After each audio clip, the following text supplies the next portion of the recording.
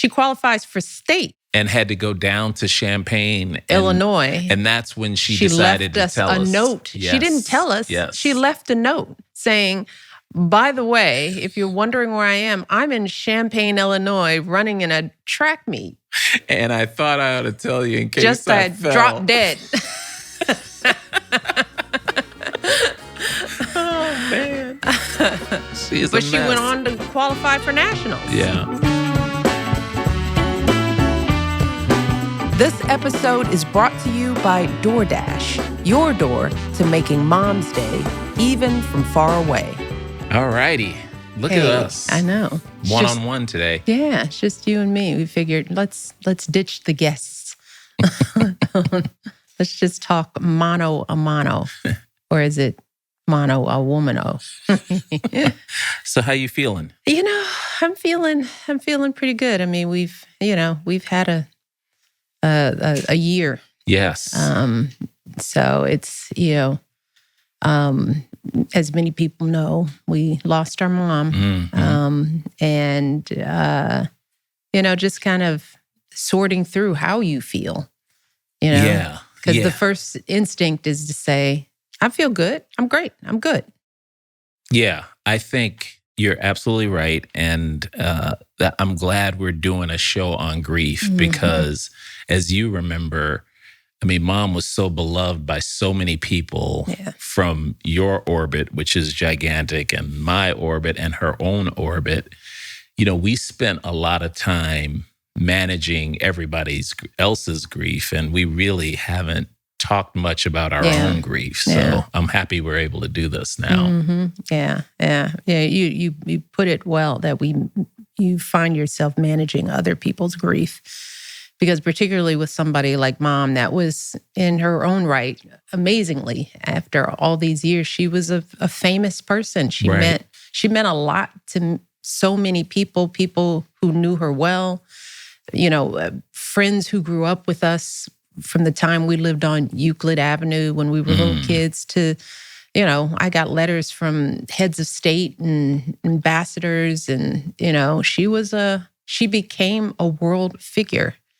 And amazing. Yeah. Just amazing. That's a pretty amazing thing. And so when you've got somebody of note who means so much, right? And you lose them as a family, you are managing a process now, right? It becomes, okay, how do you create a memorial service that honors her? And she was very clear on what she did and didn't want. Yeah, the listeners should know that Mom's been threatening to drop dead for 20 years. Well, yeah. She has been preparing us for this. So she left very direct instructions on what she wanted and how she wanted things to be. And we had to take that into account when... Yeah, take it into account, but I don't think Mom... that she would ever own who she really was, right? No, she would not. So her original requests were just, don't make it anything fancy. Just have a few people, unfortunately, her only surviving sister died only a few months before she did. That's right. And so Mom's view was, and that was our Aunt Gracie. She said, well, what Gracie had was lovely.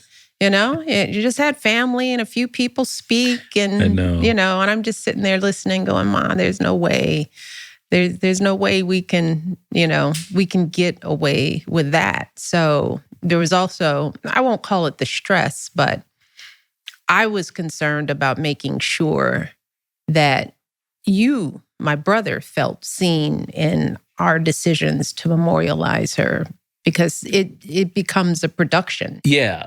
And while that was very nice of you, I felt very much a part of it. I thought, as we both know, Mom wanted it, like, I don't want an hour and a half memorial. I think she was worried about the time. She was worried about the amount of money we spent on it. And she wanted to make sure that family was going to be involved. And you made sure all of that took place, and it was a wonderful memorial service. It was a little longer than she would have liked. Oh, for sure. But she would have enjoyed it if she were there. Yeah, so that's what we talked about that. Well, that was always how Mom was. Yes, Mom was like, I don't want to fuss. I don't want to go. I don't want to travel. She was, that was her beauty.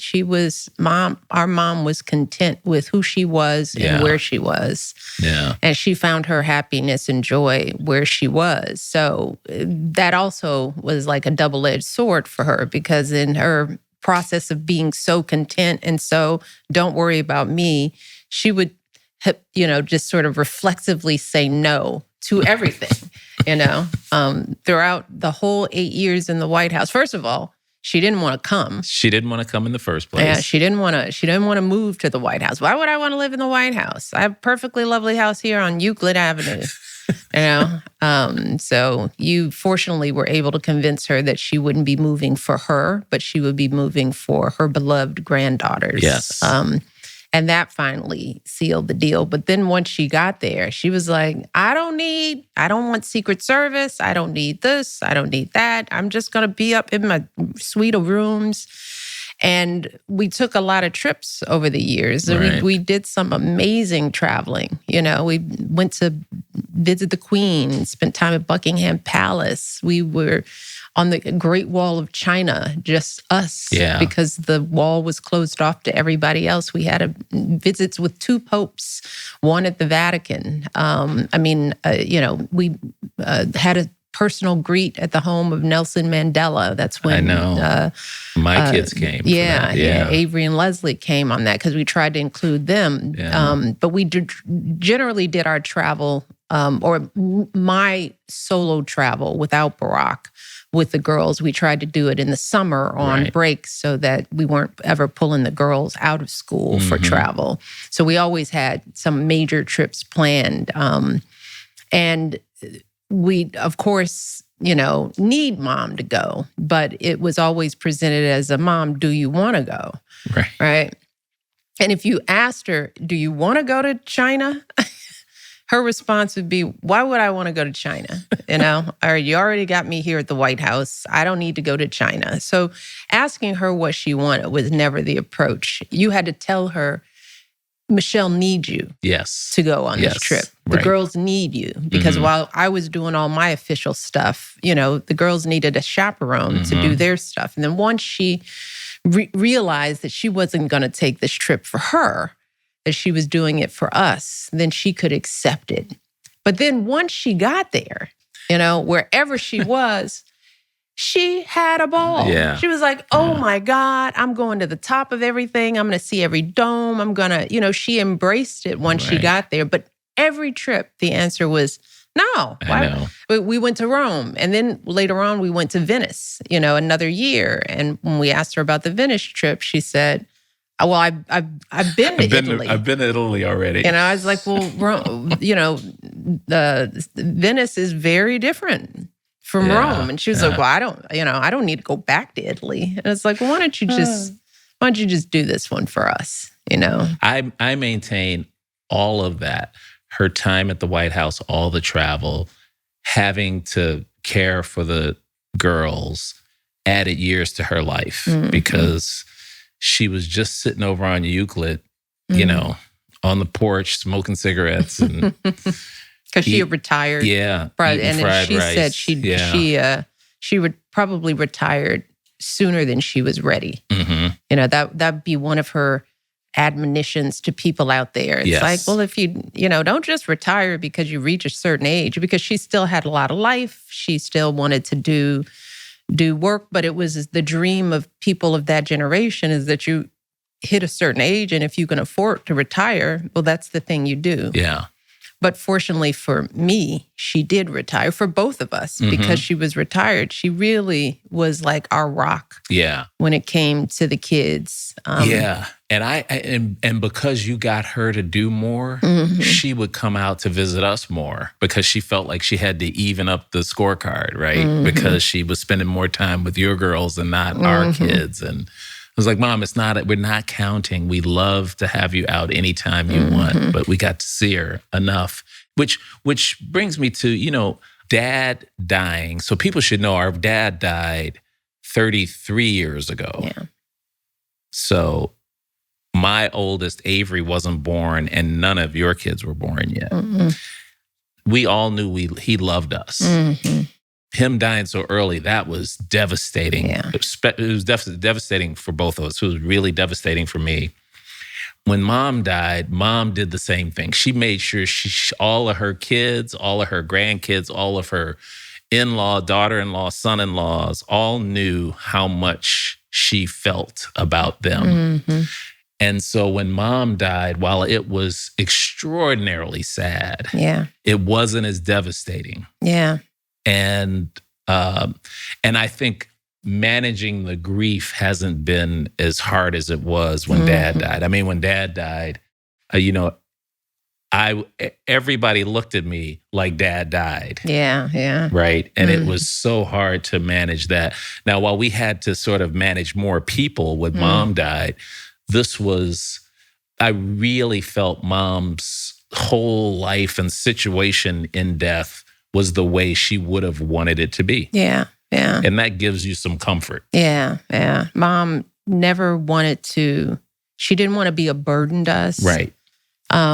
She wanted her independence. So after we got out of the White House, the first thing she wanted to do was go back to Chicago. And we got her a condo so she'd be in a doorman building because she didn't sort of appreciate the fact that she was a famous person. She was well known. She's walking around with our faces. We have her face. Yes. So she's known. She can't, even though she would try to wear a baseball cap. Well, what she said she would do in the airport if she would travel and somebody would come up and say, "You look just like Mrs. Robinson." And she'd say, "I get that a lot." Straight up.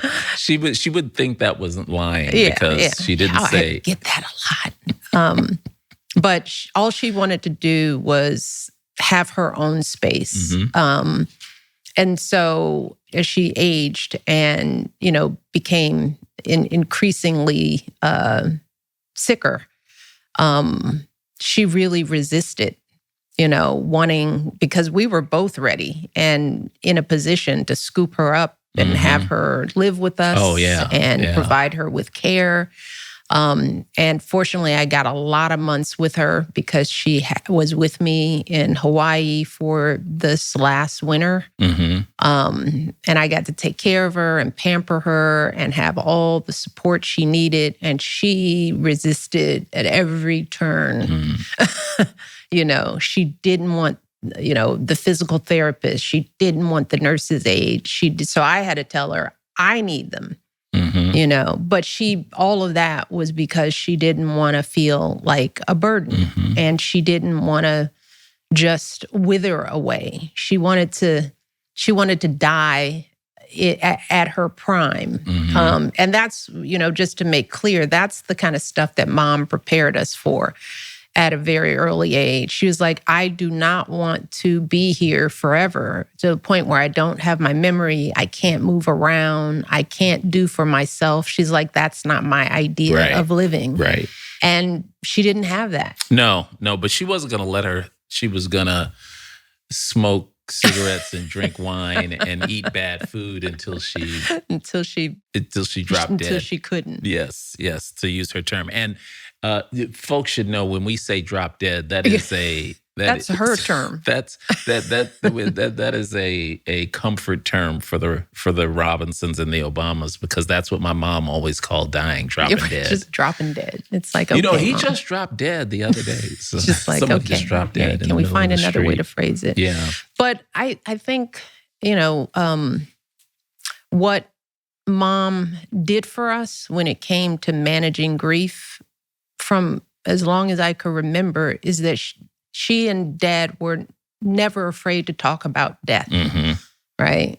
Just like every other topic in our household, right? They parented with an openness, with a philosophy that your kids were smart and capable, and that if you phrase things the right way and did it at the level that they could understand. There really wasn't anything that you couldn't talk to your kids about in terms of just broad topics. I mean, they weren't the kind of, we're best friends kind of parents. No. It was like, no, you're a child, but we can have conversations. Right. And we will encourage questions about everything. That included death and aging. Because we did grow up with a big extended family. We grew up with all four of our grandparents. Our parents each had big families, lots of brothers and sisters on both sides. We had lots of cousins. And within any extended family, over the course of your life, people die. People get sick. Right. People age. Yeah. But we say all that to say that we were introduced to aging and grief. And talking about it through our whole lives, which is the beauty of growing up in an extended family, right? Because maybe things don't happen in your nuclear unit, but you'll see it. If you have a big enough family and folks are around long enough, you're going to be confronted with it. And I think that our family, or our parents at least, they just had a clear-eyed view towards life and death. So while Dad's death was harder because it was unexpected, and I think for Dad, I mourned less for me than for what he'd missed. Yeah. Because I thought the thing I felt was like, here is this man who sacrificed everything for us, who worked every day of his life, who was a role model to so many people, who gave us this amazing foundation, but he didn't get to see it, like the fruits of it. Yeah. Like, I don't think he would have been surprised how our lives turned out. Oh, I think he could have, but I always think, what would Dad have said? He would have been enjoying that ride at the White House, Man, I mean, and he would have been the one. I'm going to Italy. Yeah. I'm going to the Great Wall of China. I'm going to all these different places. And I think about the fact that he didn't see you go to, fulfill your basketball dreams. He didn't get to meet his grandchildren who he would have adored and who would have adored him. I'm like, he shouldn't have missed that. Right. Right. Right. So I grieve for him, but I was good, right? Because Mom and Dad set us up. Right. To be able to exist with and without them. And I think that that's one of the bravest things you can do as a parent is prepare your kids for your absence, not to prepare them for you being there every single second of their lives because you don't have control over that. And so, I think about that with the girls, and with Malia and Sasha, I have those conversations with them all the time. It's like, what I think. I have said it enough times. We have gone through the scenarios. We talk all the time. So if something happened to me, you're going to be okay. You already have those messages. So I don't want them to be afraid of me dying. I want them, be sad, but a little bit sad. But know that you got this. Right. Right. And that's a peace of mind. And you don't get that if you don't talk about grief, if you don't talk about death, And I just think a lot of us don't, at least in America, we struggle with looking at grief head on as the real thing that it is, the inevitable thing, the rewards of a fruitful life if you're lucky. Right. And then sometimes you just got to be okay with the hurt, Yeah. I remember Mom saying when Dad died that you guys are going to be really upset for a while, but you got to go to work. Yeah. You got to go to work. I remember going to work and my coworkers are like, what are you doing here? It's like, I was told. Yeah. My mom told me I had to come to work. Yeah.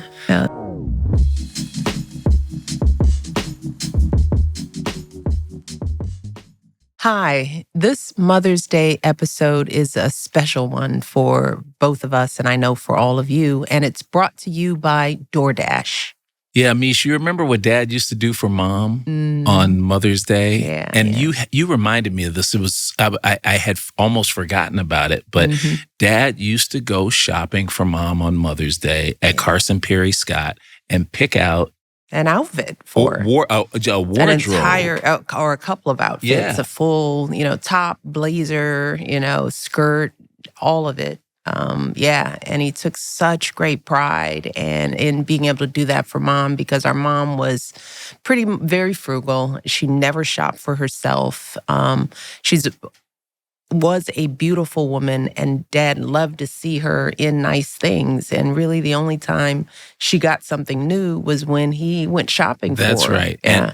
And I didn't get to really understand how meticulous he was in his decision making until he got to a point where he couldn't go by himself. Yeah, And I would, because our folks know our dad had MS. everybody knows Yeah. that story. And so I would drive him, and we get to the women's department and be met by this wonderful woman. I wish I could remember her name, who worked at Carson's. Then she'd take him and wheel him back into the section, and she had things set up for him, and he would pick something right off the mannequin sometimes, and then he would go over and he'd feel the material, and it just brings back And such then a he'd wonder. go and get it gift wrapped. Oh yeah, absolutely. At the gift wrap section at the time that they did gift wrapping. Yeah, because we didn't gift wrap. We always got it done at the store. Yeah, but I know you guys did some really cool stuff at the White House too. Yeah.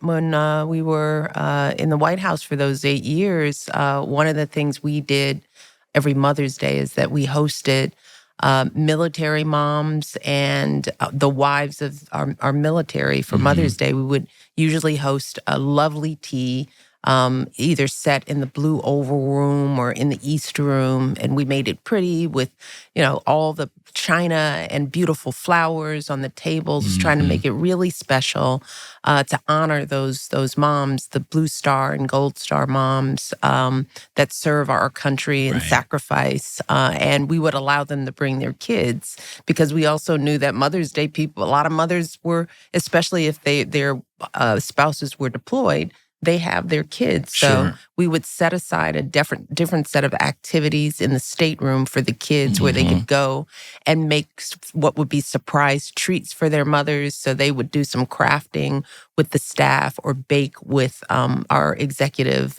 baking chef, Susie, and they would, have something special so that after the luncheon, they'd come in, run in and give their moms this gift that they made at the White House. And Mom always made it a point to attend that, even though she didn't do a lot of official things. She didn't do much stuff, but she always talked about how much she enjoyed that with you and with the other mothers. And this Mother's Day, sending flowers is a classic and simple way to brighten Mom's day. Whether she loves lilies or tulips, you can send her favorite flowers right to her, no matter where you are in the world. DoorDash partners with local florists who put care into every arrangement, just like these beautiful ones here from Pasadena Butterflies and Pasadena Floral Design. Even after being impacted by the devastating LA fires in January, they're rebuilding and still bringing joy in their community with flowers. Everyone wants to make sure their flowers arrive fresh and beautiful. With DoorDash, every order is handled with care to make sure your gift is just right, because moms deserve the best. Thank you, DoorDash, for presenting today's special episode. And for making it easy to send love this Mother's Day. Thanks again to DoorDash, your door to making Mom's Day even from far away. Show Mom gratitude and appreciation for all she's done. Near or far, send Mom the perfect bouquet for Mother's Day through DoorDash. Delivered straight to her door with care in as little as an hour.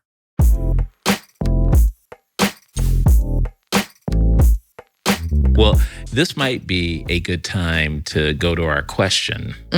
Yeah. I even forgot we had a question. Yeah, I know. This is We went real in. We went in for a bit, but let's take a listen to our question. Hi, Michelle and Craig. My name is Madeline, and I'm 28 years old. Last year, my dad passed away after a 2-year fight with cancer. He was just 57. My parents were still together and happily married when he died. And I have 2 brothers that I'm pretty close with. My family was always very tight-knit and enjoyed each other's company. We had no major issues. That said, I was especially close with my dad. My brothers had a good relationship with him, but for me, my dad was my guy.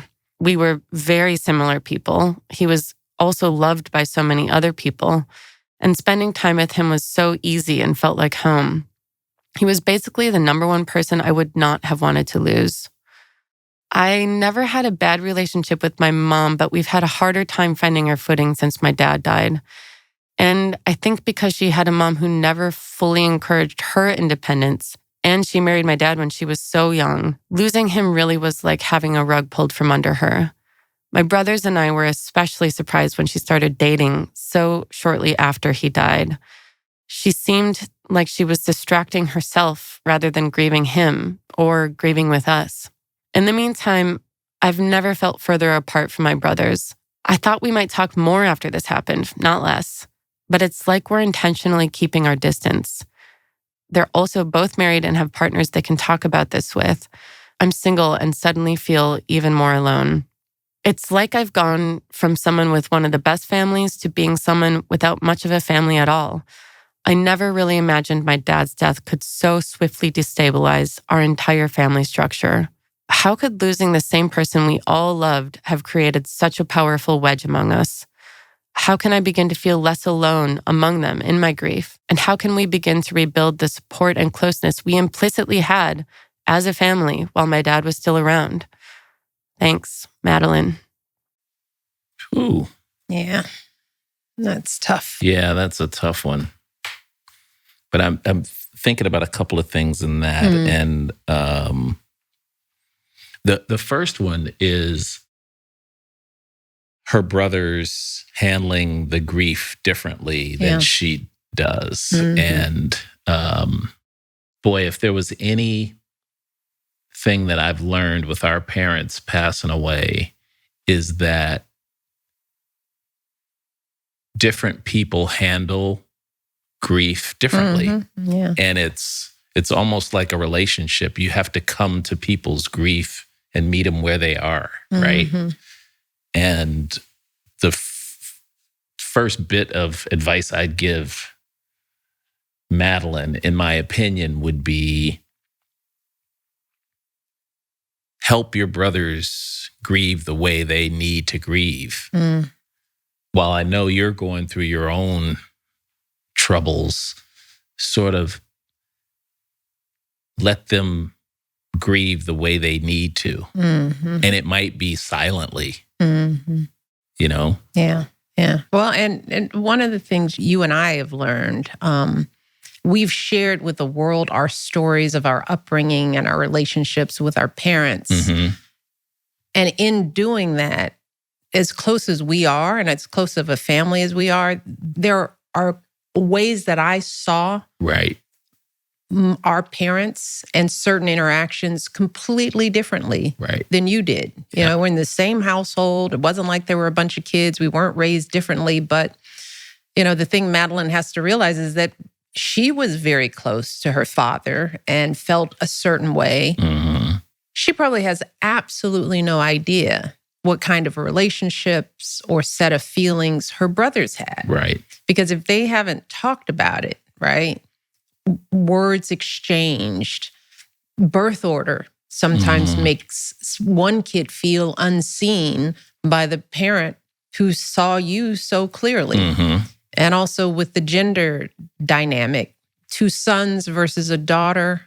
So, you know, and if you don't talk to your brothers and find out, how did you feel? How did you feel about our father?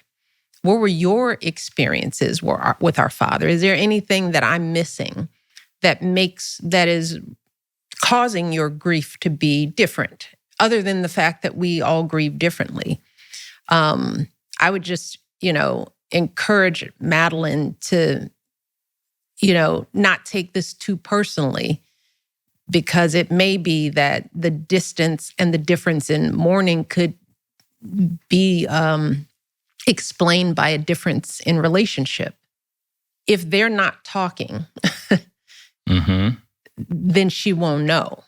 If there's no communication at all and it's causing her pain, I would say that it's important for her to find ways to reach out. Not to force them to grieve the way she is. I think what she may have to be the convener now, right? Because if her father served that role for the family and he's gone, then somebody's got to step up and be it. And that's sort of the darn thing about being a grown-up. Yeah. It's like when you lose your parents, you lose you're next up. Yeah, right. And I guess if anything with mom's loss, I think thank God you're my big brother and I have a husband who's older, because Barack was saying, well, you're next up. And I was like, I'm not really ready to be next up. So I told him, you're next up and Craig is next up.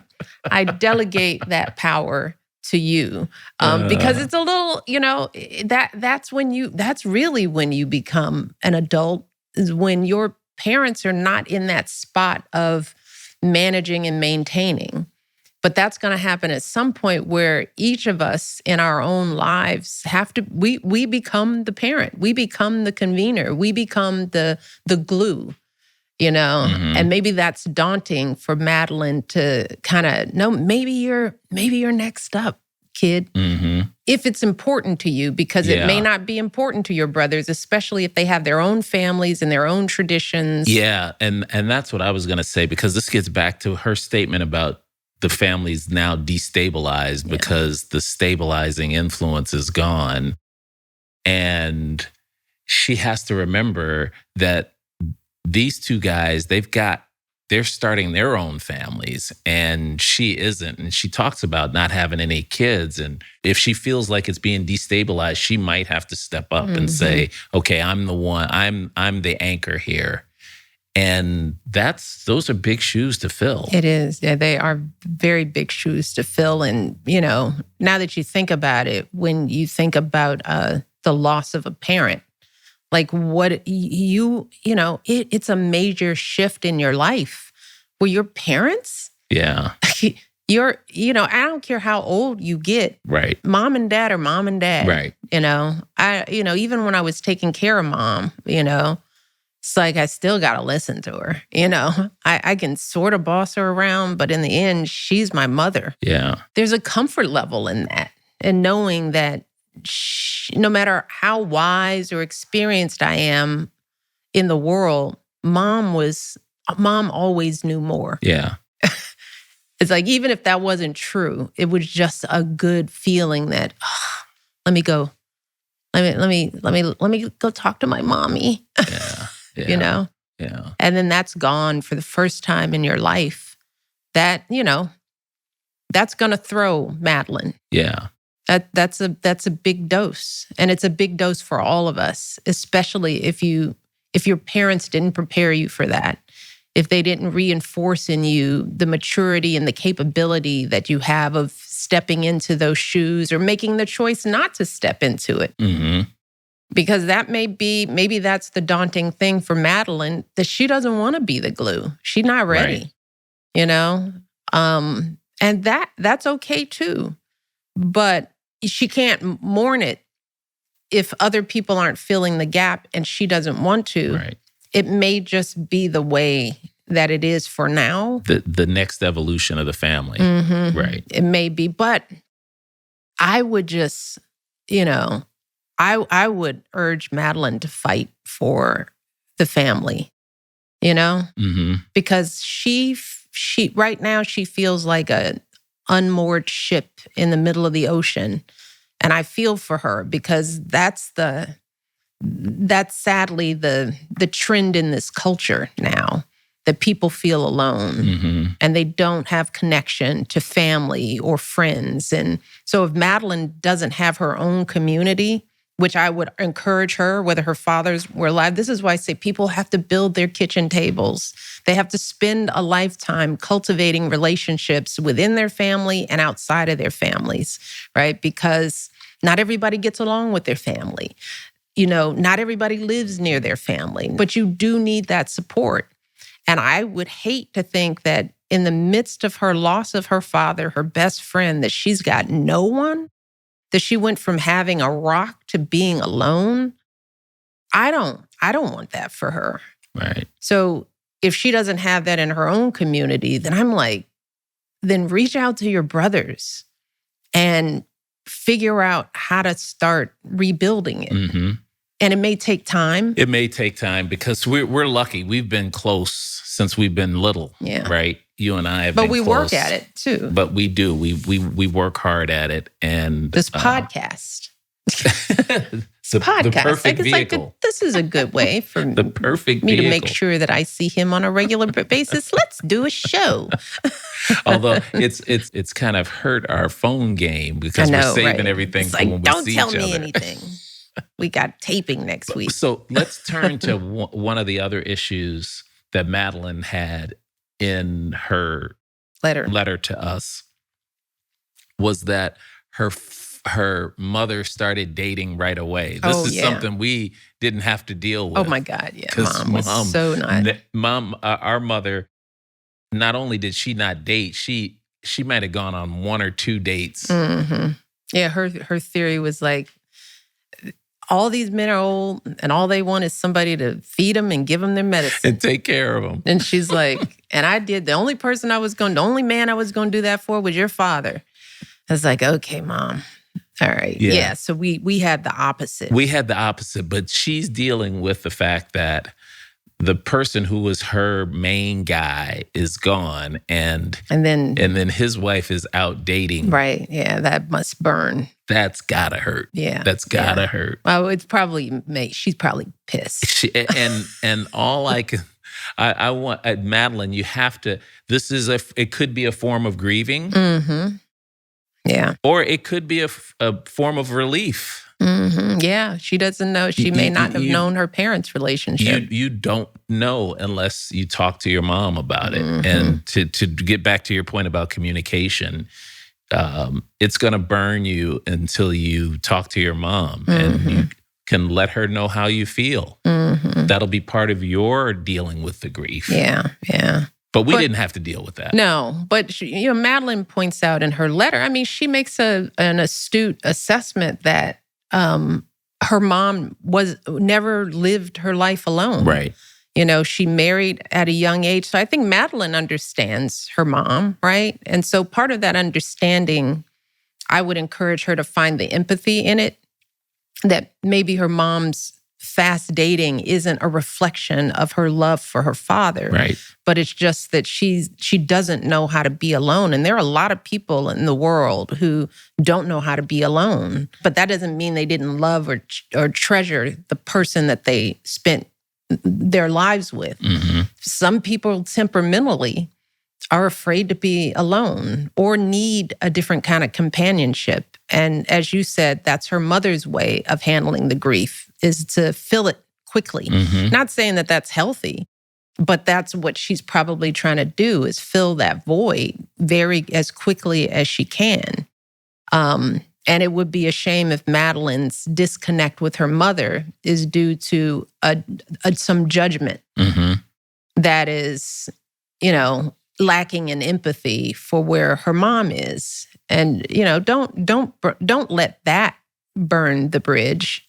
I can't imagine that her father would have wanted her mother alone and lonely for the rest of her life. Even though our mom didn't date, that wasn't some wish that our father would have wanted. I think if Dad had the opportunity, he would have encouraged Mom to date and find love again and to continue to build a life if she chose to do that. Right. Or at least we hope that. We hope that. But I just knowing Dad, I don't think he would have expected her to, that he would have asked that of her. Yeah.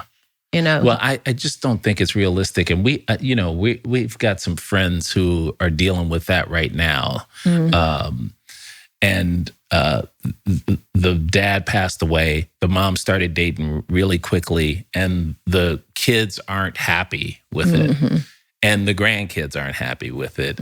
And there's a couple of people who understand it, but they can't get it out of their heads that it happened so quickly. And my advice is, stop thinking about the speed with which this happened and think about the joy that your mom can sort of replenish at this point. But it's hard. It's hard to get that through to people. Yeah. Well, and as big and bad as I'm sitting here talking, I don't know how I would have felt if mom had started dating. Well, I mean, but after a while, it's like, we wanted her to date, but if it had been the next month, I think I might have been a little salty we too.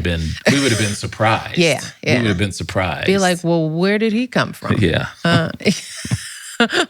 Where are you keeping this old dude?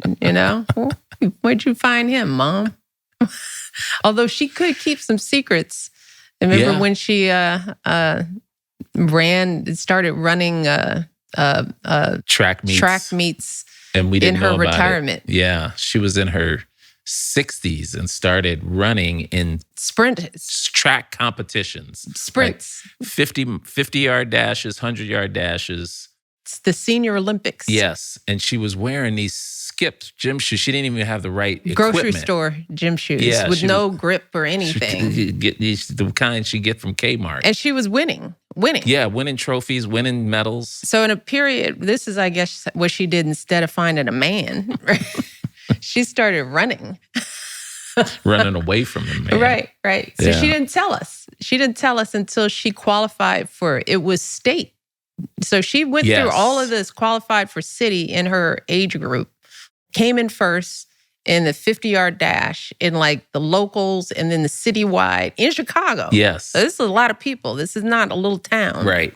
She qualifies for state. And had to go down to Champaign, Illinois. And that's when she decided to tell us. She left us a note. Yes. She didn't tell us. Yes. She left a note saying, by the way, if you're wondering where I am, I'm in Champaign, Illinois, running in a track meet. And I thought I ought to tell you in case I fell. Dropped dead.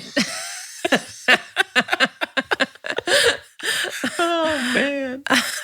She's but a she mess. went on to qualify for nationals. Yeah. And that was when she lost. She fell because she got to nationals and realized that all these other old runners were serious. Like they had trained. She hadn't trained. She got up from the kitchen table, put out her cigarette, and started running. Yeah. In kids' shoes. And she wouldn't let us let's get you a trainer. Let's get you some real track shoes. She's like, that's why I didn't want you to know. I don't want your involvement. Oh, so she got down there and they all had their starting blocks and all this stuff. I think she had on a little t-shirt and some shorts and a windbreaker. And a running in a windbreaker. But she didn't let us go. So anyway, we digress. But mom could keep some secrets. Maybe she did have a man for all we know. Anyway, Madeline, back to Madeline. Sorry, Madeline. Lost track. But yeah, we did lose track. But yeah, don't let this be the reason why your family falls apart after your father's passing. Because what I would urge Madeline to think about is, what would her father want for his family? And we don't know him. She didn't describe him to us. But if he was the glue, as she says, then that meant that there was something glued together, that he glued together. He was the glue of a unit that he valued enough to be the glue for. So that, without a clear directive, was his action in the world. His family was important to him. So I think I want Madeline to think about how horrible her dad would feel to think that his loss was the end of it, that he and he alone was the only thing keeping things together. He'd probably look at his little girl, his favorite, to say, hey, Madeline, or whatever her nickname was, you be the glue. You know how to do this. You know your knucklehead brothers. They couldn't organize their way out of a paper bag.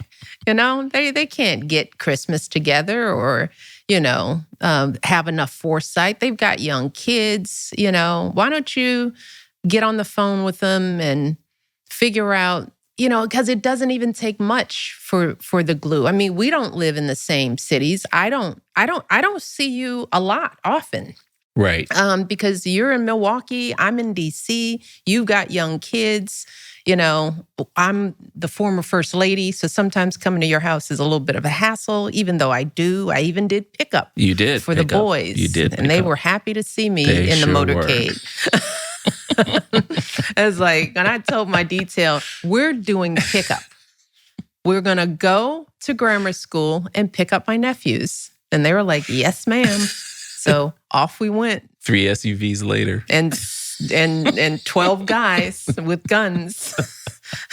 But I don't get to do that often. Right. Even though when we were in the White House, we always made sure you guys came to all the fun stuff that they could come to. But it's not like we even have time in. Mm-hmm. We don't live in the same city. Sometimes we go for weeks and it's a check-in, right? Right. But then the other weeks, it's like every other day. If there's something to be said. Yeah. So I would say to Madeline, it doesn't take, you don't have to call every day. Yeah. You don't have to be together every Sunday. It's not the frequency of the interaction. It's the quality of the interaction. Yeah. So if we wanted to give Madeline a few pieces of advice, I like your advice that she can become the stabilizing force of the family. Become the glue. So become the glue. And I like the meeting your brothers where they are. Everybody grieves differently. And what we left out that you and I talk about all the time since Dad died is it just takes time. Yeah. Time, it gets better. Yeah. But it takes time, and it's different time for different people. And it took me a long time to get over Dad's death. And while I'm not over Mom's death, I feel more at peace with her, with the grieving timeline than I did with Dad. So that's something, Madeline, that we want you to know, or we want to make sure you're paying attention to, that this does get better. Mm-hmm. It does get better, and you just have to weather the storm. Yeah, yeah. And then there was a third point that you made that I'm drawing a blank on that I should have written down because we're all over the place here. I think it's just, and it's not just a message to Madeline or advice or our take on it, is don't be afraid to deal with grief. Have the conversations while everybody is healthy. Don't let your grief surprise you, because it's gonna happen. And especially for parents dealing with kids can handle it if it's not done in a devastating way. I mean, Mom could be a little harsh about it, but she was dramatic. Our way of joking and teasing in our family set us up for that, not to totally, mess with our heads. But I think preparing your kids for your loss is not a bad thing. It doesn't even mean that you have to talk about when Mommy dies, but it's just getting them to a point where they understand the expectation, if something were to happen, is that I need you to keep living, and then do the work to help prepare them to be able to do that they feel secure in their own selves, that they don't feel overly dependent on you, that they understand that what lessons you expect them to know. That's even before you get down to the specifics of what do people want when they die, and, end of life, kind of directives. I mean, that's sort of the lawyerly thing to do, because you want to know all that so that you're not trying to manage that while you're grieving, arguing with family members over whether somebody is cremated or what have you. It's better for the loved one, the deceased, to have made those decisions so that it eliminates the amount of tension and arguments that the survivors have to go through. For sure. Yeah. But preparing your kids, if all goes well, you precede them. Mm-hmm. That's in the best possible scenario. Mm-hmm. So the question is, are your kids ready for you to precede them? And not when they're 10, but when they're 60 and 70. Because if you haven't dealt with this, age doesn't matter. Right. Right. I have friends who are struggling mighty. They're 70 years old. They've got parents who are 90. If you aren't ready for it, it's gonna hit you. So help find a way to get your kids ready to move on with and without you. I think that helped. I think that's helped us. Oh, absolutely. Absolutely.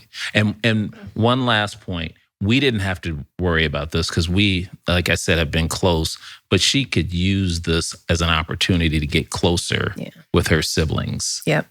And she needs it. And she needs it. She needs it. So be the glue. Yeah. Pick up the phone. And good luck, Madeline. You're going to be okay. You're going to be okay. Well, thanks. I'm glad you're doing okay, little boy. I'm glad you're doing okay. Yeah, but we'll keep talking. We will. It's been soon. That's the other thing. It ebbs and flows.